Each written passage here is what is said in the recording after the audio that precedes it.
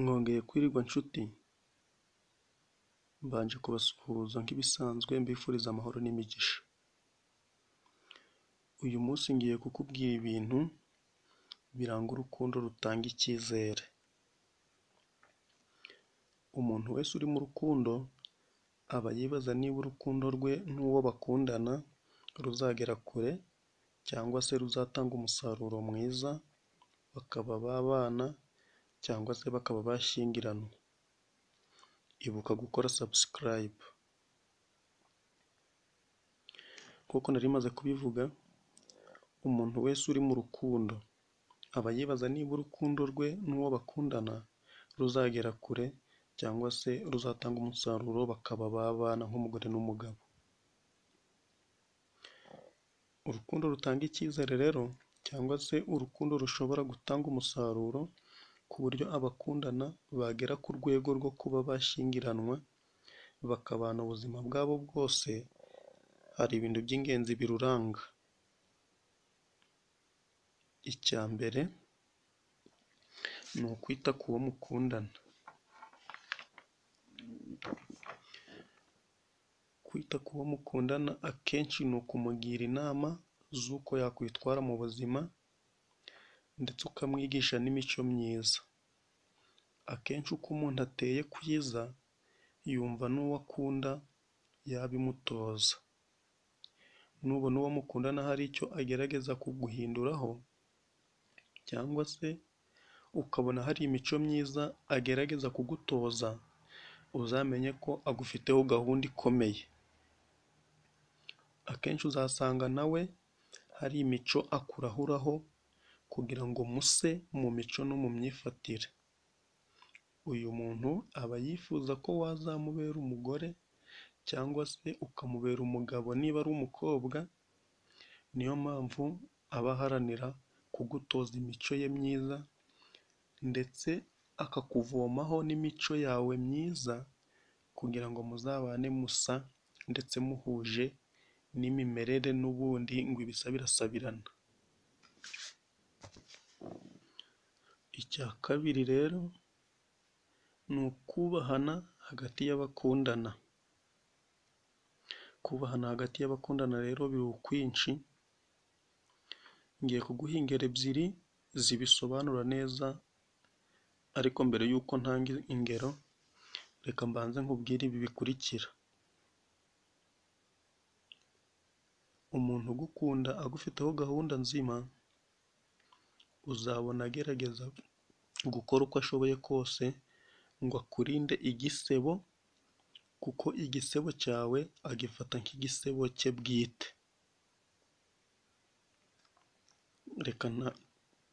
Reka ntange za ngero ebyiri nari maze kuvuga haruguru, urabisangamo. Urugero rwa mbere, uwo mukundana ashobora kugusaba ko mwazajyana mu bukwe bwo muri famiye yabo. Nimugerayo azaguha icyubahiro kirenze, uwo baziranye wese uzaba watashye ubukwe azamuguperezanta n'ibyubahiro byinshi, mbese azaba yagufashe nk'umwami niba uri umuhungu, cyangwa se yagufashe nk'umwamikazi niba uri umukobwa. Urugero rwa kabiri, uwo mukundana ashobora gusanga uri gushwana n'abandi bantu kandi akamenya ko ari wowe uri mu makosa. Icyo gihe kubera guharanira kurwanya igisebo cyawe, azakora ibishoboka byose akurwaneho, akudefande, uhave amahoro. Noneho nimuba mwihereye muri babiri, akubwira ati ibyo wakoze ntabwo ari byo, ntukazabyongere, agucyahe mwiherereye. Mbese kubwo guharanira ishema ryawe azirinda kugukosorera mu ruhame, atari uko yanze ko bikubabaza, ahubwo ari uko yumva muri we atagomba gusebya uwo yemera, cyangwa se ngo yemerere icyo ari cyo cyose cyasebya uwo akunda. Icya gatatu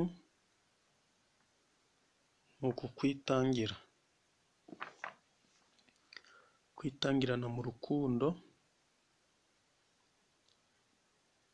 mu rukundo rutanga icyizere harangwamo kwitangirana. Ibi bivuze ko buri umwe yitangira undi mu bushobozi bwe. Reka ntange urugero, wenda nk'iyo mu bakundana umwe ari umukene cyangwa se n'iyo bombi baba ari abakene, umuntu ugukunda ariko kuba mutabana nk'umugore n'umugabo bikaba ntacyo byamutwara. Iyo ucupiye, wambaye ubushwambagara cyangwa se werurutse kuko wabuze amavuta yo kwisiga, yumva ntacyo bimutwaye cyangwa se ntacyo bimubwiye. Ariko umuntu ugukunda yifuza ko mwazana abana, akora igishoboka cyose akakurinda gucupira, akakwitangira uko ashoboye kose, akaba yanakora igishoboka cyose akakurinda ko rubanda igucishamo ijisho.